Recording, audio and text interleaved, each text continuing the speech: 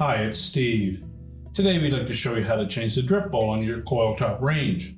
It's a really easy repair. Let me show you how we do it. Now to change out the small drip bowl on this range, first of all make sure that the element is cool and that the control is set to off. And we're going to lift up on the end of the element opposite where it attaches to the terminal block and then pull it out of the terminal block. Check both terminals and replace the element and the terminal block if there's any signs of damage or corrosion.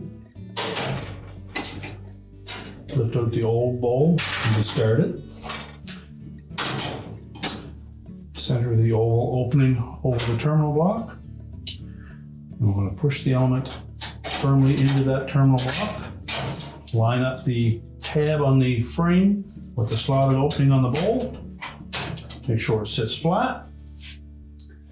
And your repair is complete.